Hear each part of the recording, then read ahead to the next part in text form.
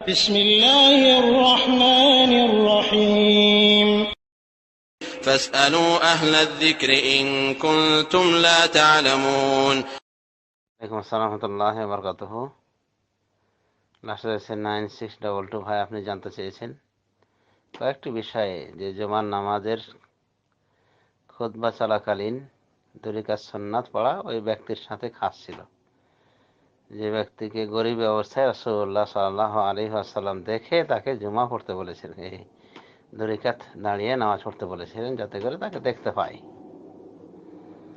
মুসল্লি দেখতে পায় এবং দান সদকা করে। এটা তার সাথে খাস, এই কথাটা ঠিক আছে কিনা? হয় জমার দিনে কোনো কিছু নাড়াচাড়া করলে বা কথা বললে নাকি জুমা হয় না, জোহর হয়ে যায়। তো যদি এরকম হয় তাহলে তাকে কি জোহর আলাদা হওয়া লাগবে না কি করা লাগবে, এই সম্পর্কে জানতে চাওয়া হয়েছে। এক কথায় একাধিক প্রশ্ন।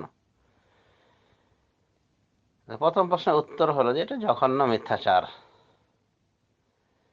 যে তাহিয়াতুল মসজিদ খুতবা চলাকালীন ওই ব্যক্তির সাথে খাস। এই হাদিসটাই কোনো প্রমাণিত হাদিস নাই। এটা একটা বলা যেতে পারে আমাদের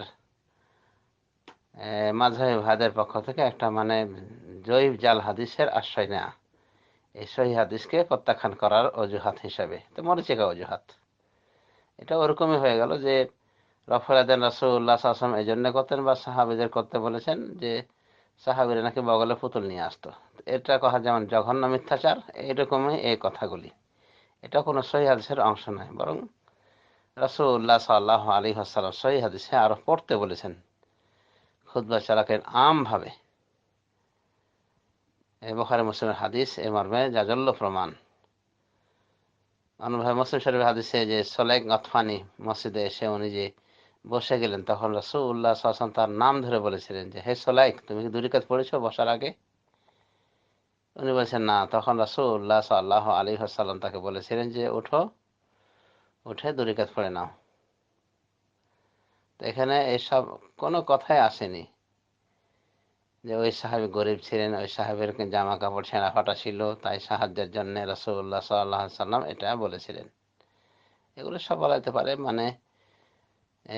মাযহাবীদের পক্ষ থেকে অ্যাড করা কথা, বা হাদিসের নামে জয়ীফ জাল হাদিসের আশ্রয় নেওয়া, যা কোনো সহি হাদিসের এগেনস্টে টিকতেই পারে না। তো যাই হোক, এগুলি সব জালিয়াত কথা, মিথ্যা কথার আশ্রয়। যেমন বলা হয়ে থাকে আরেকটা কথা, যে বগলে পুতুল নিয়ে আসতেন সাহাবীরা, এই জন্য তাদেরকে রফল করতে বলেছেন। আমিন কেন বলতো? যে পিছন থেকে কোনো কোনো মুসল্লি পালিয়ে যেত রাসূল সাল্লাল্লাহু আলাইহি ওয়াসাল্লামের জামানায়। তো এই জন্য রাসূলুল্লাহ সাল্লাল্লাহু আলাইহি ওয়াসাল্লাম আমিনের ব্যবস্থা করেছিলেন, যাতে করে টের পান যে তার পিছনে আছে। তো এগুলো সব জঘন্য মিথ্যাচার। তারপরে এটা দাবি করা যে এগুলি একসময় ছিল, পরে রহিত হয়েছে, এটা আমাদের হানাফি মাযহাবী ভাইদের একটা সস্তা কথা। এবং ওনাদের যে একজন মুরব্বী ছিলেন কারখি, উনি একটা উসুলের কিতাব লিখেছেন, হানাফি মাযহাবের উসুল মূলনীতি। সেখানে উনি বলেছেন, একটা পাপিষ্ঠ নীতি বলেছেন, যে কোনো আয়াত বা যে কোনো হাদিস হানাফি মাযহাবের বিপরীত হবে, বা আমাদের আসহাবদের বিপরীত হবে, আমাদের সাথী ভাইদের বিপরীত হবে, ওটা হয় মানসুখ অথবা ওটার একটা ব্যাখ্যা রয়েছে। তো আমাদের দেশে যত হানাফি মাযহাবী ভাইয়েরা রয়েছেন, তারা এই উসুলুল কারখির অভিশপ্ত এই উসুলের ওপর চলার চেষ্টা করেন। যেখানে দেখবেন যে মাযহাব বিরোধী হয়েছে কোনো কোরআনের কোনো আয়াত বা হাদিস, সেখানে দেখবেন এই অপব্যাখ্যা, বলবো যে এটা আগে ছিল পরে এটা নাই, এটা পরে মানসুখ হয়ে গেছে। রফুল আযান আগে ছিল পরে মানসুখ হয়ে গেছে। আমিন আগে ছিল পরে মানসুখ হয়েছে, বা এই কারণে আমিন বলা হতো, বা এই কারণে রফুল আযান করা হতো। অপব্যাখ্যা, অথবা বলা হবে যে এটা মানসুখ হয়ে গেছে। তো এই উসুল কারখি, ওই কারখি নামক একজন ছিল হানাফি আলেম, হানাফিদের ভিতরে মুতাজিলাপন্থী। উনি হানাফি ছিলেন কিন্তু আসলে মুতাজিলা আকীদার, নষ্ট আকীদার লোক। তো উনি এই উসুল করেছেন যে হানাফি মাযহাবের বিপরীত কোরআন আয়াত হাদিস যাই হোক, এটা হয় এটা ব্যাখ্যা দিতে হবে, অথবা এটা মানসুখ হয়ে গেছে। তো এই কথাটাই আমরা শুনি তাদের মুরব্বীর এই উসুলুল কারখির লিখেছেন এই কারখির উসুল থেকে তারা এগুলো বলে থাকেন। তা আল্লাহ হেদায়েত করুন। পরের প্রশ্ন ছিল যে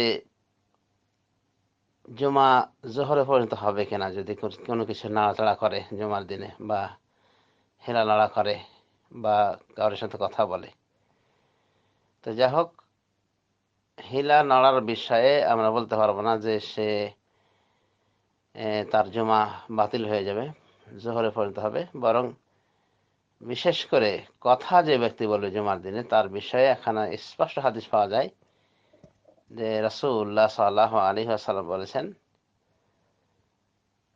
যে এর জুমা নামাজ জুমা থাকবে না, কানাত লাহু জোহরান, জোহর নামাজে পরিণত হবে। এটা সহিহ ইবনে খুজাইমার হাদিস, যে তার ওই জুমার নামাজটা জোহর নামাজে পরিণত হবে।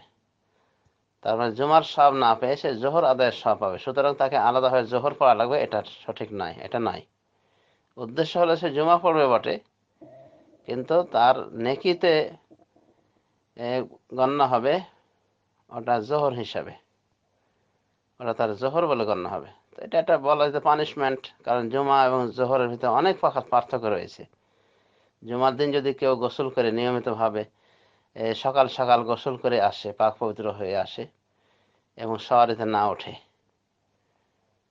এবং গিয়ে সে ওখানে মসজিদে গিয়ে ইবাদত-বন্দেগীতে লিপ্ত হয় ইমামের আসার আগ পর্যন্ত, এবং ইমাম আসলে চুপ, তো বলা হয়েছে যে তার প্রত্যেকটি কদমে কদমে 1 বছরের নফল রোজা এবং নফল কিয়ামের নেকি লেখা হয়, প্রত্যেকটা কদমের বিনিময়ে। সহিহ ইবনে খুজাইমা এবং সুনান গ্রন্থের হাদিস, এবং হাদিসটি বিশুদ্ধ। তো এরকম ফজিলত থেকে বঞ্চিত হবে যদি কেউ মসজিদে গিয়ে কথা বলে।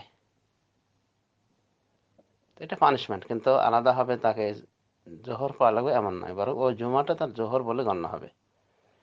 আশা করি উত্তর পেয়েছেন। বারাকাল্লাহু ফীকুম।